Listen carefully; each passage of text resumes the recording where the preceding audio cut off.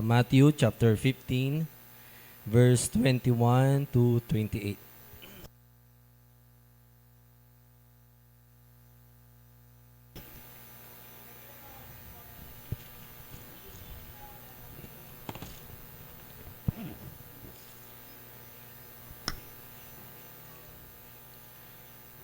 Okay po. So, hinihingi ko po ang atensyon natin bilang mataas sa paggalang sa salita ng Panginoon.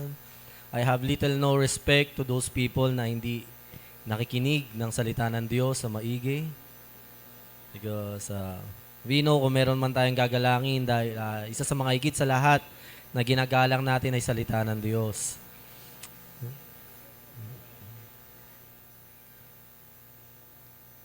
Matthew chapter 15 verse 21 hanggang verse 28.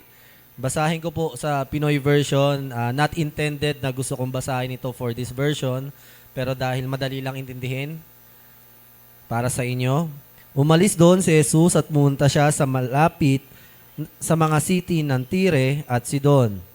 May babaeng taga-Kanaan na nakatira sa lugar na iyon. Lumapit siya kay Jesus, "Anak ni David," sigaw niya, "Sir, maawa po kayo sa akin. Sobrang pinapahirapan ng demonyo ang anak kong babae." Pero hindi siya sinagot ni Jesus. Lumapit ang mga disciples kay Jesus at nakiusap, "Paalisin niyo na po siya. Sunod siya ng sunod sa atin at napakaingay na." Sinabi ni Jesus, "Pinadala ako para lang sa mga naliligaw na tupa ng Israel." Pero lumapit ang babae at lumuhod sa harapan niya. "Sir, tulungan niyo po ako." Sabi ng babae, "Hindi tama na kunin ang pagkain ng mga bata o ng anak at ihagis sa mga aso." Sagot ni Jesus. Sumagot ng babae, "Tama po kayo. Pero kahit ang mga aso ay kumakain ng mga tira-tirang pagkaing nalalaglag mula sa mesa ng mga amo nila." Kaya sinabi sa kanya ni Jesus, "Ale, napakalaki ng pananalig mo. Magkakatotoo ang gusto mo, sa oras ding iyon, gumaling ang anak niya." Manalangin tayo mga kapatid. Aming Diyos na banal, Ikaw na salita, na nagkatawan tao, Panginoon, ngayon po mararanasan ka namin, Jesus. Dahil ang salita ay Ikaw. So teach us, Lord, to receive your word. Sa gabing ito, kami nagpapakumbaba sa iyo. Nakita mo ang aming paglapit, Panginoon, sa iyong presensya, sa pagpunta sa simbahan na ito. Salamat dahil nag-aantay ka sa amin ngayong gabi. At Panginoon, ito ang inaantay namin ngayong gabi, ang iyong salita, ang iyong presensya, ang awitan ka at mapasalamatan ka, paglingkuran ka. Salamat dahil hindi mo kami bibiguin ngayong gabi. Humihingi po kami ng tawad sa inyo. Patawarin mo po ako. Patawarin niyo kami sa aming mga pagkukulang, kasalanan, pagmamalabis.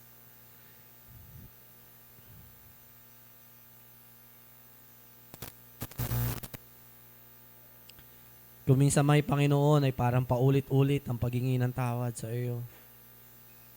Pero alam mo po, nilalaman ng aming mga puso. Alam po ang pagsisisi, kalungkutan na aming dinadala ngayon. Kaya salamat po. Naintindihan mo kami. Kilala mo kami, Panginoon. Hindi kami makapagkukunwari sa iyo. Hindi namin maitatago sa iyo ang totoong estado ng aming damdamin sa iyo. Lord, gabayan mo po ang bawat isa hanggang sa malimutan namin kung nasaan kami at halos masabi namin na ikaw mismo ang kasama namin sa lugar na ito nagtuturo sa amin. Puspusin mo kami ng iyong presensya, Panginoong Hesus. In Jesus' name we pray. Amen. Palakpakan natin ang Panginoon. Ano yun? Sige, sabihin mo na para di ako nalito. Magandang gabi. Ano? Nakalabas? Ganyan?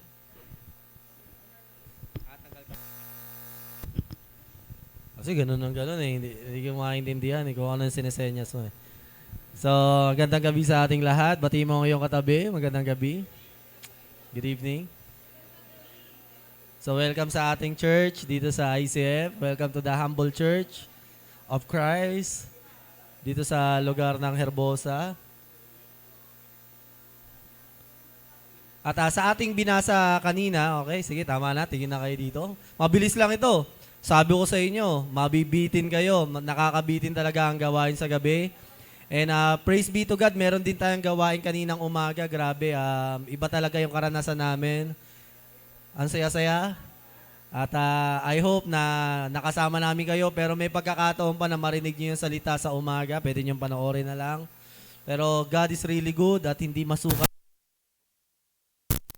Talagang yung katapatan niya sa ating lahat. Ay hindi naman din tayo bibigoyin ng Panginoon, iba sa umaga, iba sa gabi. So iba kumilos ang Panginoon kaninang umaga, asahan natin iba pa rin ang pagkilos ng Panginoon ngayong gabi. Amen. Alright. So ngayong gabi binasa natin ay sa Matthew chapter 15. At kung matatandaan ninyo, ang istorya ay tungkol sa isang babaeng Kananeo. May anak na sinasaniban ng demonyo. So, nung sinasaniban yung anak niya, tama naman yung nilapitan niya.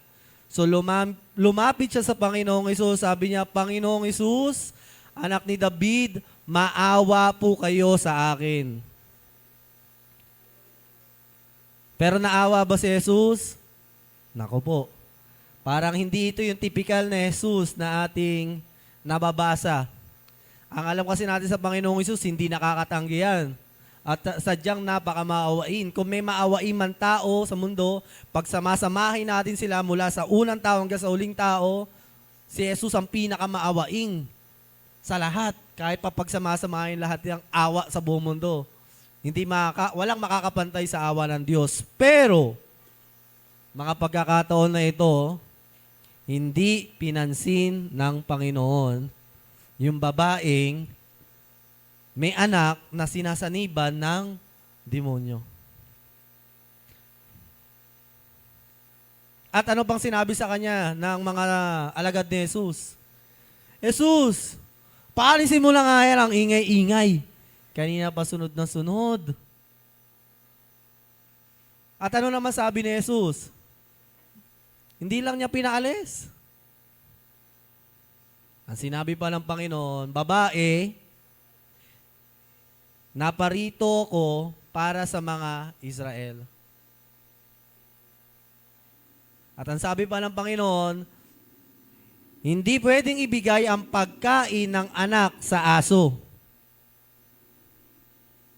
So grabe. Ito yung bagay na parang ang hirap unawain at intindihin.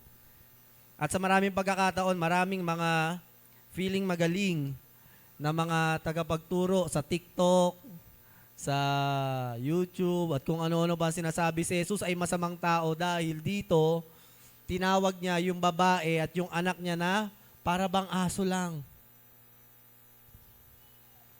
Ano bang gustong ituro sa atin ng Panginoon ngayong gabi? Handa na ba kayo? Sabi, tanong mo yung katabi mo, handa ka na ba? Unang tanong, tatanungin ko kayo, maawain ba si Jesus? Siyempre, siya ang pinagmumulan ng lahat ng awa. Pero sa mga pagkakataon na ito, hindi awa ang kailangan ng isang babae. Kasi maaaring nakikita ng Panginoong Hesus na estado ng puso niya Alam niyo ba, bigyan ko lang kayo ng background. Ang babaeng Kananeo na ito, ang pinagkaiba ng Canaanites sa Israel, tingin kayo sa akin, huwag kayo tumingin dyan. Ang pinagkaiba ng Israel sa Canaanites, ang mga Israel sumasamba kay Yahweh o sa Diyos. Ang mga Canaanites sumasamba sa mga Diyos-Diyosan.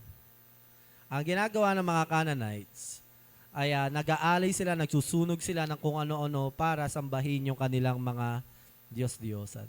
At may mga pagkakataon, kahit sarili nilang anak, sinusunog nila para sa kanilang Diyos-Diyosan. At may pagkakataon, may mga practices sila, mga pagsamba silang ginagawa, dahilan kung bakit nagahari sa kanila yung kasamaan o yung demonyo, kung bakit inaalian sila ng masamang espiritu. Number one, kapatid, kailangan maunawaan natin sa tinuturo na ito ng ating Diyos. Alam natin na siya ay maawaing Diyos. Amen? Pero bakit sa mga pagkakataong ito, yun ang sinabi sa kanya ng Diyos? May mga paliwanag na sinabi ang Diyos sa kanya. Number 1, naparito ko para sa Israel, para iligtas sila. Bakit? Sino ba ang mga Israel? Ang Israel kasi, sila yung mga piniling lahi ng Panginoon para ipakilala siya sa buong mundo. Ulitin ko. Ang mga Israel, sila yung piniling lahi ng Diyos sa buong mundo para gamitin na ipakilala siya sa buong mundo. Sino dito in-invite at dahil napunta ka dito dahil may nag-invite sa'yo? O para kang Israel. Yung nag-invite sa'yo, para siyang si Israel, na bayan ng Diyos. Sila yung ginamit ng Diyos para makilala mo ang Panginoon. Ngayon, ang problema sa mga Canaanites na ito, pilit nilang ginugulo yung pananampalataya ng mga Israel. At may mga panahon ngang ginigera sila, pinapatay nila yung bayang Israel, ang mga Israelites, sa mga panahon noon. Pero mga pagkakataon na ito, pareho silang alipin ng Griego, ng Greek. So, una, sabi ng Panginoon, naparito ko para sa Israel. Kapatid, nasa katinoan ba ng pag-iisip si Kuya Jogart kapag sinabi niya na, uunahin ko muna yung anak ko kaysa sa iba? Halimbawa, si Kuya Jogart, napakabait niya sa ibang bata, pero sa anak niya, hindi niya pinapakain. Samantalang yung ibang bata, grabe siya magpakain, grabe siya. Sa tingin mo, ano yung mabuting bagay? Unahin ni Kuya Jogart yung anak niya na parang Israel o yung ibang bayan na talagang pasabay sa kanya pero inuuna pa rin niya? So, una, tama si Jesus. Hindi siya masamang Diyos. Kasi una, parang iniisip natin, masamang Diyos, hindi man lang naawa. Biruhin mo, yung nanay lumalapit sa kanya kasi sinasaniban ng demonyo yung anak tapos tinanggihan ni Jesus. Anong klase ba namang Diyos yan? In the first place, hindi kasalanan ni Jesus bakit sinasaniban ng masamang espiritu yung bata. In the first place, kasalanan ng nanay kung bakit sinasaniban ng masamang espiritu yung bata. Amen? Tama ba yun? So, okay. Given the fact, sige, tinanggihan siya ni Jesus at ang nanay ang may kasalanan dito at tama si Jesus, inuna niya lang yung kanyang anak kesa sa iba.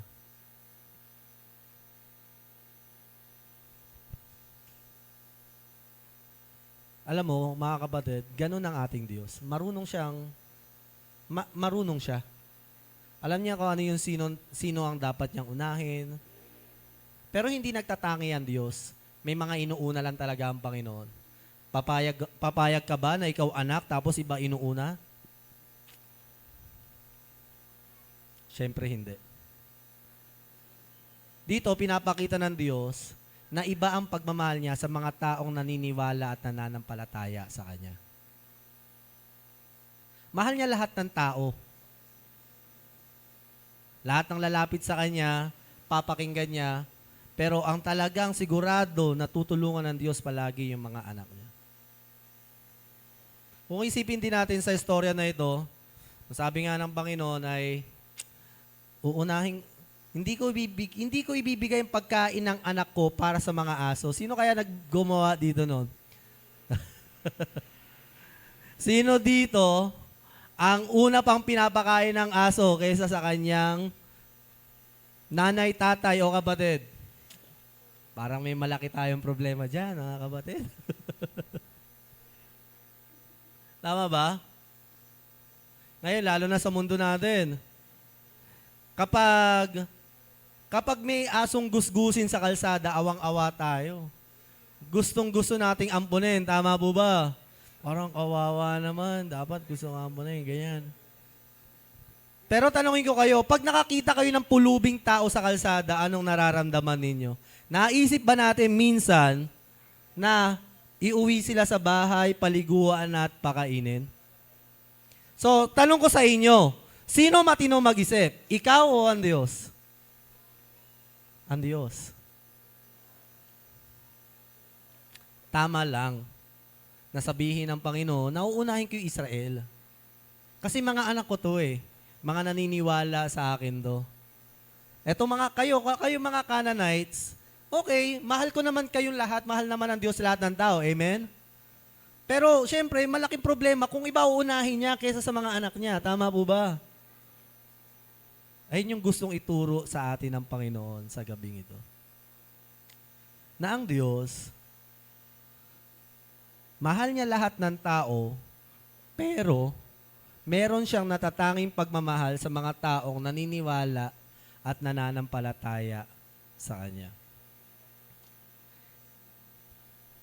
Ang Diyos ang marunong magmahal, hindi ang tao.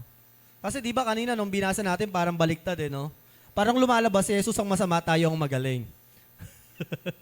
Tama po ba? Parang sama naman ni Jesus. Dapat, huwag niyang tanggihan.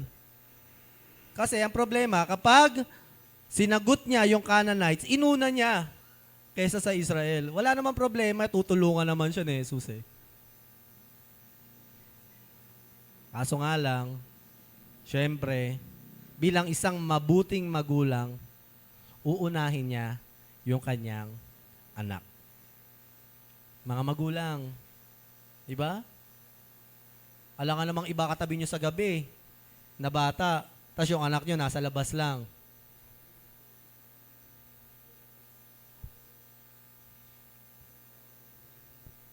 This world has gone crazy talaga. Talagang naging baliktad na yung ating mundo. Nagiging maawain tayo sa hindi dapat nating kaawaan. At yung mga hindi natin kinakaawaan, yung dapat nating kaawaan.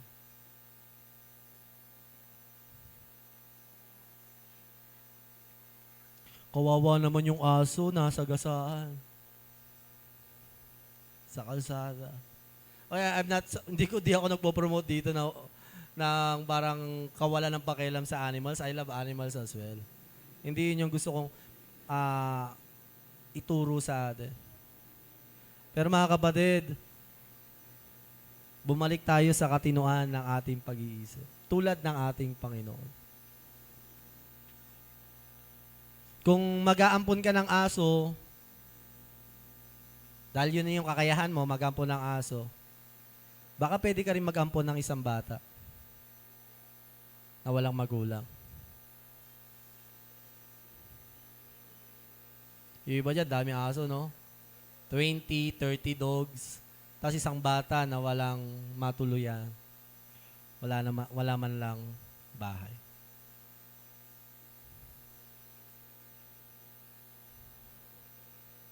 Salamat na lang, hindi ganyan ang ating Panginoon. Alam niya kung sino yung uunahin niya sa atin.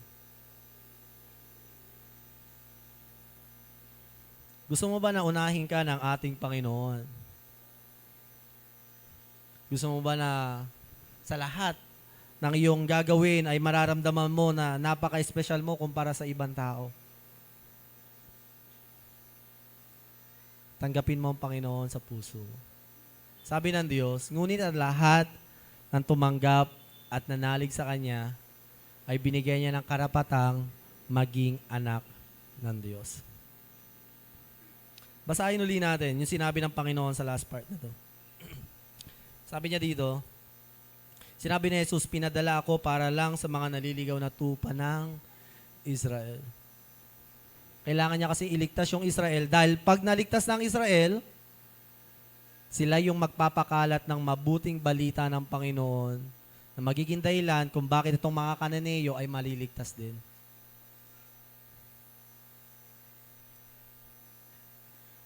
Hindi tama na kunin ang pagkain ng anak o ng bata at ihagi sa mga aso. Sagot ni Jesus. Tama nga naman.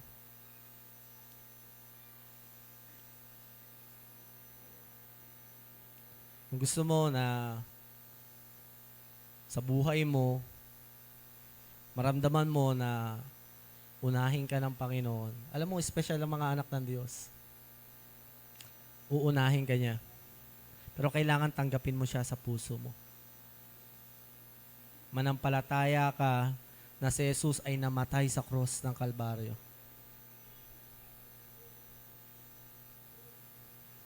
muling nabuhay. Isang araw babalik. Sino dito may mga aso? Taas ang kamay. Para wala magtataas sa kamay, no? May aso rin naman. Hindi, alam niyo, maiintindihan ko naman na hindi naman natin kaya mag-ampon ng bata, di ba? O kumuha ng pulubi. Pero di ba, dapat naman ay, kung tayo ay nag-exert ng effort, di ba may mga tao, buti pa yung aso, mahal na mahal, yung kanyang pamilya. Diba? Yung kanyang kapatid, yung kanyang anak. Ang aso, pinapa-check up pa. Dinadala sa ospital. Pinapa-dextrose. Pero kapag tao, nagkasakit, kapag yung nanay, no, nagkasakit, no, kaya mo po yan, nay. Pray lang.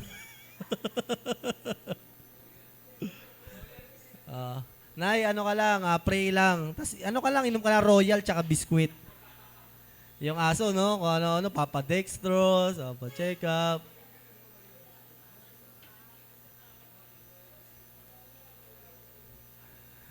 Very unfortunate nga last time namatayan kami ng aso. Siyempre, marami nagtanong sa amin na, hindi nyo ba hindi nyo dinala sa vet, sa vet? Ganyan. Siyempre, ako naman, sabi ko, pray lang tayo. Pray lang, kaya mo yan, Yada. Kaya sa isip-isip ko, yung nanay ko nangingi ng pambili ng gamot, kailangan niya magpa-check up. Alam nga na maunahin ko yung aso kaysa sa nanay ko. Tama ba? Kaya sa mga nagsasabi dyan, hindi mo lang pinabet, pastor.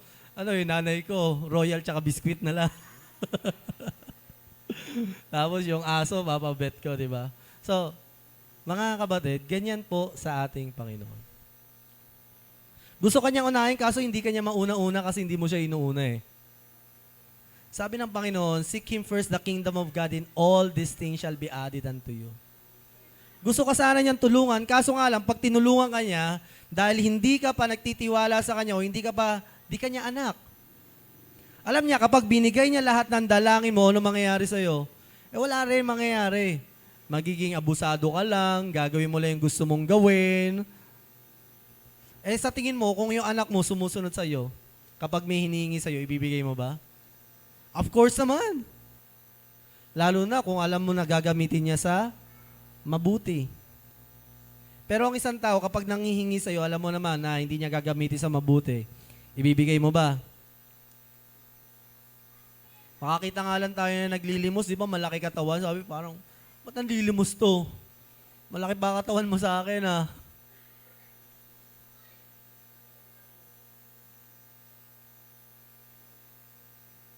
Kahit kayo, mga nanonood na online, tanggapin mo ang Panginoon sa puso mo.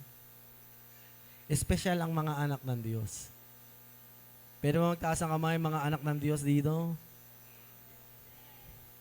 Amen. Mga special kayo sa Panginoon. Huwag kayong maiinggit sa mga tao sa mundo na parang, bakit sila inuuna ng Diyos? Kapatid, akala mo lang inuuna sila. Ikaw laging inuuna ng Panginoon. Para yung papakinggan, pero may uunahin siya. Uunahin niya yung panalangin ng kanyang anak na nanghihingi sa kanya. Kaninang umaga, pinag-usapan namin yung, pinag-uusapan itong nakaraang linggo, yung biyaya ng Panginoon. And, sabi ko nga sa inyo kanina, grabe ang nag-e-enjoy kami, talagang iba yung kaligayahan na nagiging sariwa yung biyaya ng Panginoon sa puso natin. Ito rin yung isa sa na-realize ko din, na ang biyaya ng Panginoon,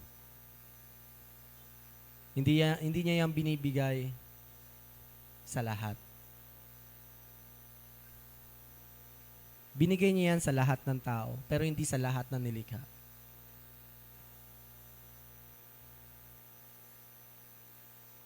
Sino pa nagkasala sa Diyos? Kung nagbabasa kayo ng Bible, kung naiintindihan nyo. Maliban sa tao, sino pang likha ang nagkasala sa Panginoon? Anghel. Pero kanino namatay ang Panginoon? Sa anghel, sa tao. Ganyan ang biyaya ng Diyos. Depende sa Diyos kung ibibigay niya o hindi.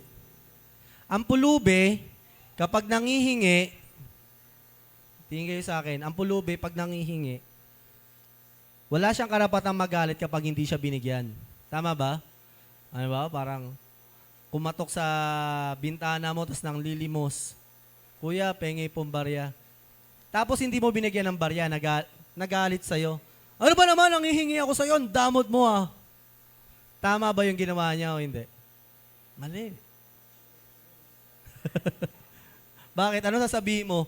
Ikaw nangihingi ka na lang, ikaw pa galit. Tama ba? Kasi, kaya nga ang tawag doon limos. Depende sa hinihingan mo kung bibigyan ka o hindi. Ngayon, ang ating Diyos, nilimusan niya tayo ng biyaya ng pagmamahal. Para tayo mga pulubi, nangihingi sa Panginoon. Minahal niya tayo, pero sa kabila ng pagmamahal ng Diyos sa atin, nagkasala tayo sa Kanya, ginawa natin siya ng mali. At sa kabila ng mga maling bagay na ginawa natin sa Kanya, anong ginawa ng Panginoon? Binigay niya yung kaisa-isa niyang anak para sa atin. Responsibilidad ba ng Diyos sa ibigay anak niya para sa atin? Hindi naman eh. It's His choice. Parang nanlilimos. Depende. Palimos nga po. Kung bibigyan ako, masaya ako. Tama? Kung hindi ako bibigyan, dapat ba magalit ako? Hindi. Kasi nangihingi lang ako eh, ng tulong. At nung tayo nangihingi ng tulong sa Panginoon, salamat sa Diyos. Nilimusan niya tayo. Paglimos kasi maliit na halaga eh, no? Pero may binigay siya sa atin. Binigay niya yung kaisa-isa niyang anak para sa ating lahat.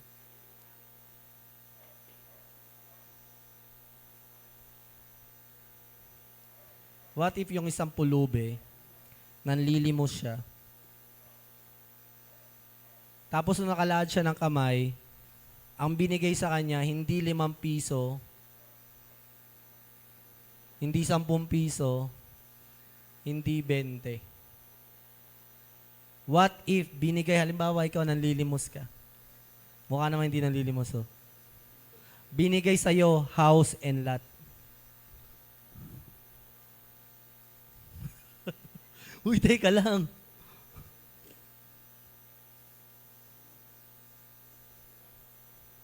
Halimbawa, nanlilimos ka lang. Sapat lang, gusto mo lang ng pangkain ngayong araw. Nanlilimos si Jade, binigay sa kanya, cheque, nakalagay 1 million. Ano kaya mararamdaman ni Jade no araw na yon?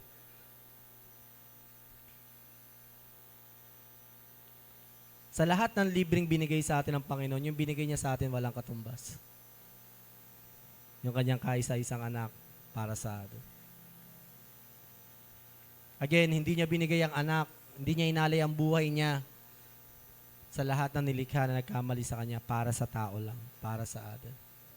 Ngayon, ito yung pagkakataon na binibigay sa atin ng Panginoon. Tatanggapin mo ba yung pagmamahal sa iyo ng Diyos o hindi? Balik tayo sa storya natin. Ang Diyos, hindi masamang Diyos.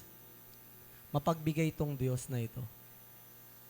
Lahat ng lumalapit sa Kanya, napapansin niya.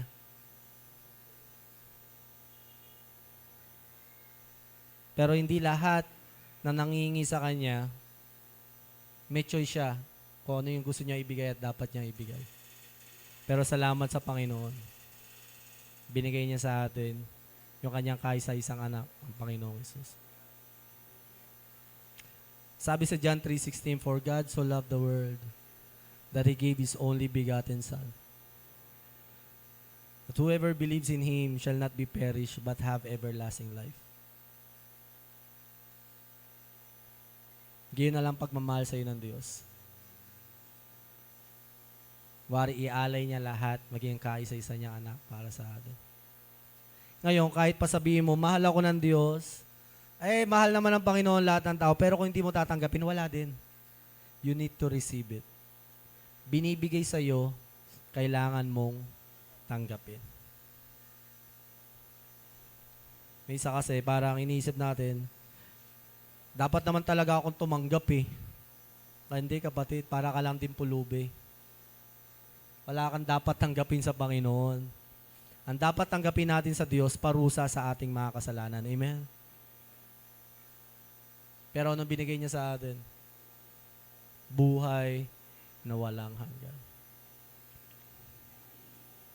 Minsan, pwede rin mangyari sa isang pulubi, no, nanghihingi siya.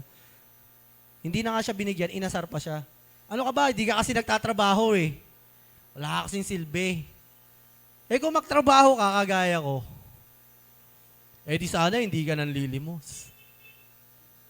Salamat sa Diyos, hindi tayo ginanon ng ating Panginoon. Pwede ba natin palakpakan ng Panginoon sa bagay na?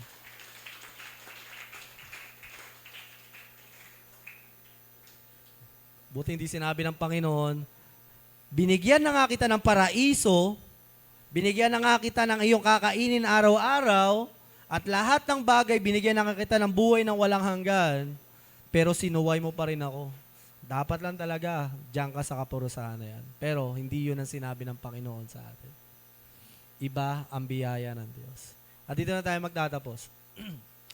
Kanina, habang siyempre, minimeditate ko tong word na to. Sabi ko sa Panginoon, Lord, wag mo akong yakapin.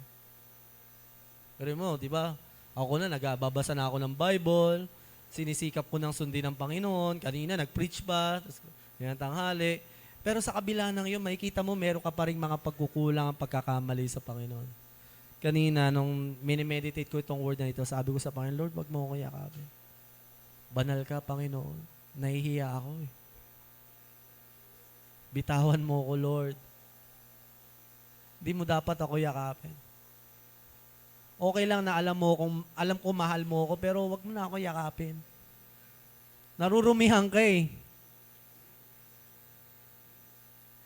Para tayo isang tao na yayakapin tayo. Nakakita na ba kayo ng taong sobrang puti, no?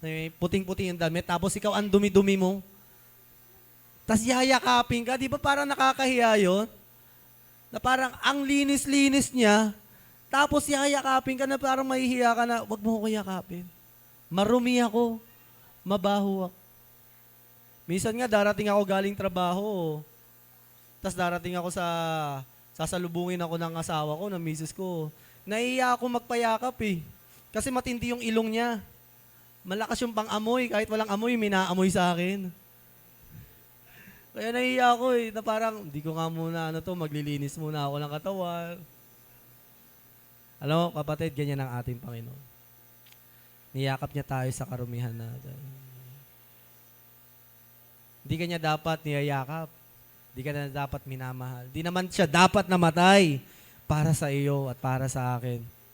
Pero pinili niya. Dahil ganun na lang yung biyaya niya para sa atin lahat. Tayo tayong lahat. At minsan pa awitin natin tong awit na ito sa Panginoon at i-meditate natin maigi kung sino ba talaga tayo. Dapat ba talaga tayong yakapin ng Panginoon?